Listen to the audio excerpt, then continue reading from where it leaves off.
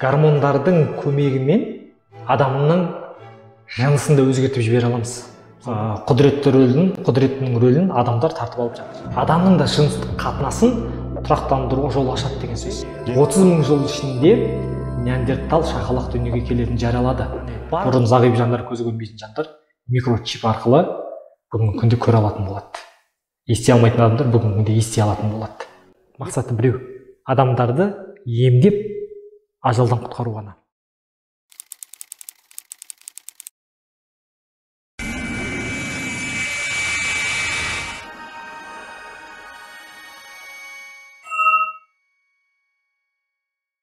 Адамзат бүгінгі күнгі жетістіктерінің жемісін ғылымның арқасында көріп отыр. Ал осы ғылымның дамуы адамзатты қайда алып келеді?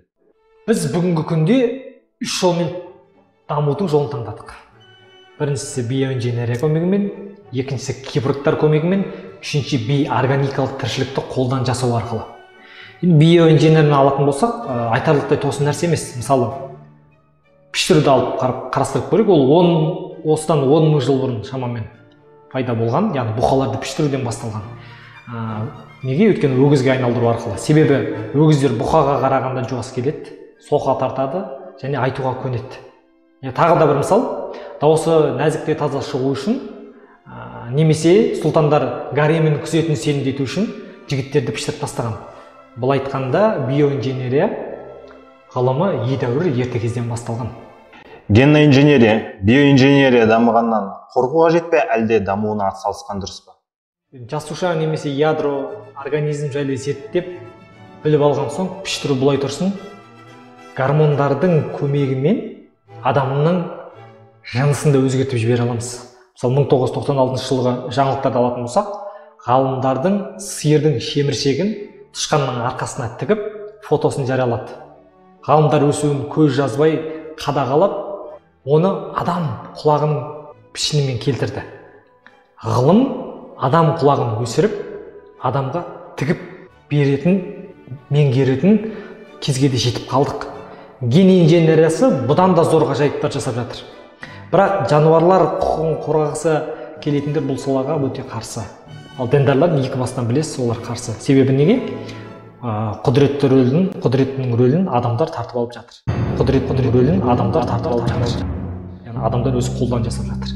Кейбіреулер болашақта биодиктатура болады деп қорқады. Неге? Өйткені солдаттар, яғни қорқпайтын солдаттар, тынымсыз еңбеккерлер, яғни шаршамайтын еңбеккерлер жасап шығарады деп қорқады. Алдымызда көп мүмкіндіктер сәт сайын ашылып жатыр. Бірақ адамдар оларды қайда жаратып, қалай иелік етерін білмейді. Мәселе осында болып тұр. Генетиктер құрттың тіршілігін 6 есеге ұзайтып қоймай. Яғни білесіздер, өткен түсірілімде айтып өттім. Яғни бізде құрттың түрі бар. Ғалымдар құрттың өмір жасын 6 есеге ұзайтқан. Енді ғалымдар памятті ғана жақсартып қоймай, оқып үйренуге қабілеті, данышпан тышқандарды өсіріп жатыр. Мысалы, сұр тышқандардың кейбір түрлері жыныстық қатынасқа бейберекет түсе береді. Яғни бейберекет дегеніміз не? Есепсіз, яғни жыныстық қатынасқа жақын келеді. Тағы бір түрі бар. Тұрақты жұптасады, серігін басқаға айырбастамайтын.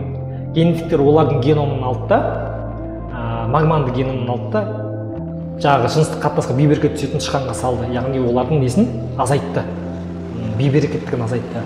Яғни болашақта адамның да жыныстық қатынасын тұрақтандыруға жол ашады деген сөз. Генная инженериядағы жойылып кеткен жануарлар, көне тас ғасырындағы адамдар түрлері, мысалы пятикантроп, синантроп сияқты, соларда қайта өмірге әкелу проекті туралы не айтасыз? Генетиктер тек қана өмір сүретін тіршілік иелерін түрлендіріп қойған жоқ. Баяғыда өліп кеткен түрлерді қайта оралтуға кірісті. Мысалы, орыс, жапон, корей зерттеушілері құралған топ болды. Жуырда Сібірдің мұздығынан мамонттың геномын қалпына келтірді. Олар қазіргі тілдің жасушасын алып, жаңағы мамонттың ДНК-сімен ауыстырып, ұрғашы тілдің жатырына салды. 22 айдан кейін 5000 жыл бұрын құрып кеткен мамонттың түрі дүниеге келді. Гарвард университетінің профессоры Джордж Черш жуырда неандерталдық геном жобасын жүзеге асыруға дайын отыр. Яғни неандерталдық қалпына келтірген ДНК-сын адамның ұрғашына сіңірсе, 30 мың жыл ішінде неандертал шақалақ дүниеге келетінін жариялады. Бар болғаны $30 миллион қаржы керек. Бірнеше әйел суррогат ана болуға дайын отыр. неандерталдықтар бізге не үшін керек деген сұрақ пайда болады. Бірнеше себебі бар, оны былай айтып отыр. Олар адамның шығу тегін анықтауға көмектеседі дейді. Енді кейбіреулер олардың миын көру арқылы біздің, яғни сапиенстің миын қалай дамығанын біле аламыз дейді. Сатылы олардың жойылып кету себебі біз кінәліміз, яғни адамдар сапиенс кінәлі дейді. Сондықтан оны тірілтіп алуымыз керек деген пікірлер бар. Жақсы, бұл басқа тақырып. Таяу келешекте гендік инженерия мен биоинженерия физиологиямызды, иммундық жүйе мен өмірімізді ұзартып қана қоймай, санамыз бен интеллектуалдық және сезім ерекшеліктерін де өзгертуі мүмкін. Гендік инженерия тышқанды данышпан жасаса, жасап отыр ғой, адамның да ақылын таста алады деген сөз.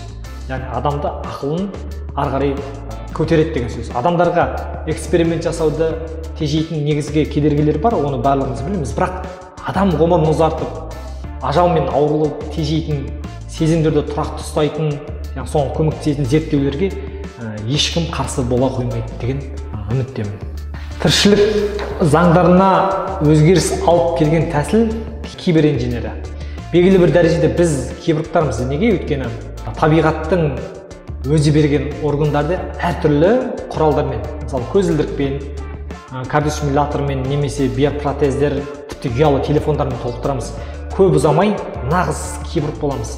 ақш-тың қорғаныс зерттеулер агенттігі жәндіктерді киборгқа айналдыруға кірісті.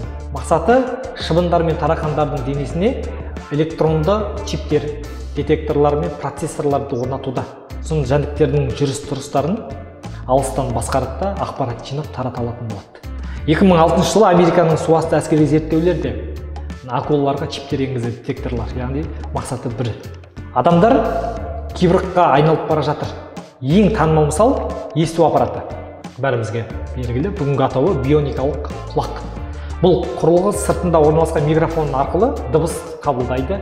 Ол дыбыстарды фильтрден өткізіп, адам сөзін бөліп алады да орталық есту жүйесіне, сосын миға жібереді. Немістерде ретина импланты атты зағип жандарға арналған құрылғы бар, жасалған. Ол үшін науқастың көзіне микрочип енгізеді да, енді адамдардың жоғарыдан тылсымнан көз сұраудың керегі жоқ, бәрібір де бермейді ғой. Бірақ ғылым оларға көзін қайтарып беріп жатыр. Тылсымнан көз сұраудың керегі жоқ, бәрібір де бермейді ғой. Бірақ ғылым оларға көзін қайтарып беріп жатыр. Яғни бұрын зағип жандар, көзі көрмейтін жандар микрочип арқылы бүгінгі күнде көре алатын болады. Ести алмайтын адамдар бүгінгі күнде ести алатын болады. 2001 жылы Америка электр маманы Джесси Салливан сәтсіздікке ұшырап, екі қолынан айырылып қалған. Қазір ол екі бионикалық протезді пайдаланып жүр. Бұл протез ырқыңа бағынады, яғни Джесси қолын көтергісі келсе көтере алады, түсіргісі келсе түсіре алады, қолын өзінің ми арқылы басқара алады. Тура осындай қол Клаудия Мичелде де бар. Ғалымдар жақында команда бойынша ғана басқаратын қол емес, протездерді емес, бұрынғы табиғи қолды қайтарғысы келіп жүр. Яғни сезіне алатын, жанасқан кезде белгі бере алатын бионикалық қолдарды жасағысы келіп жүр. Солтүстік Каролинадағы Дюк университетінің ғалымдары жуырда екі маймылдың миларына электродты чип орнатқан айтты. Яғни мидың қимылын адамдар басқара алады. Өз денесін бақылай алмайтын адамдарға олардың миларына электродтар енгізіп, ми сигналдардың қозғалысын сөздерге ауыстыруға болады деген сөз. Бұған қоса өзгелердің ойын оқи алатын мүмкіндікке де иеленеді. Мұндай киберг адам енді биорганикалық болмысқа жатпас еді. Өйткені адамның жаңа деңгейі ғой. Оны адам деп атаймыз ба, әлде басқаша атаймыз ба, барлық нәрсесі жасанды болғандықтан. Табиғатты өзгертудің үшінші тәсілі бар. Биологиялық емес тіршілік иелерін жасау, яғни генетикалық бағдарламау дейді. 2005 жылы Blue Brain Project жобасы компьютерге адамның миын тұтастай салуды көздеп отыр. Жеткілікті қаржы бөлсе, компьютерге адам миын тұтастай салады. Яғни жеткілікті бөлсе, 10 жылдықта жасанды миды компьютер ішіне орнатып, жоба жетекшісі солай айтып жатыр, орнатамыз деп. Бұл жасанды ми сөйлей білетін, өзін адам сияқты ұстайтын білетін болады. Бір қызығы 2013 жылы Европалық одақ осы жобаға миллиардтаған евро бөлген хабарлады. Қоршаған дүниені ғана емес, санамыз бен денеміздің ішіндегі әлемді таңғаларлықтай өзгертіп жатырмыз. Барша адамзат гендік инженерия, киборгтар немесе биологиялық емес күрделі дүниелермен түбінде келгенде бетпе-бет кездеседі.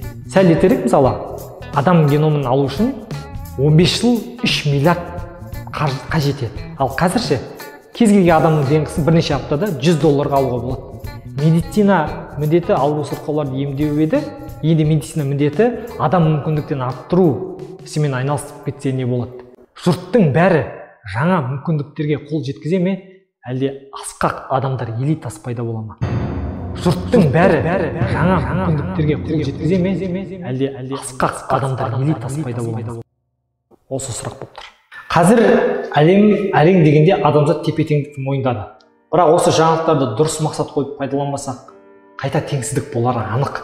Қай ғасырда болмасын, жоғары таптар ақылды, күшті, төменгі таптардан тәуір саналатын.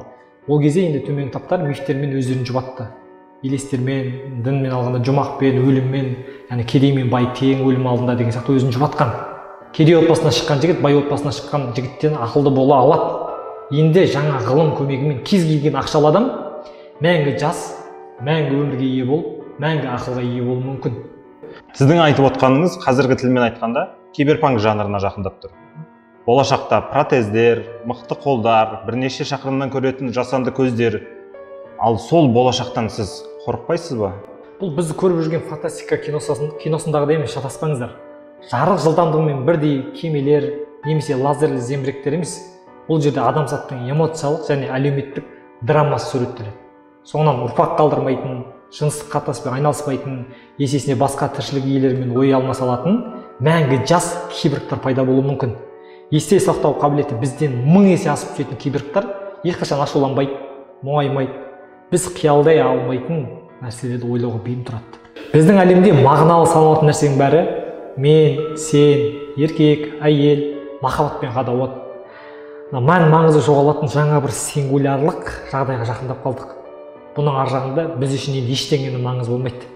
Ғалымдардың тек тәнді емес, жанды да жаңғыртып, өзгере алатынын көріп отырсыздар. Әзірше бәрі тым осылай болатынына негізі нақ сенім жоқ.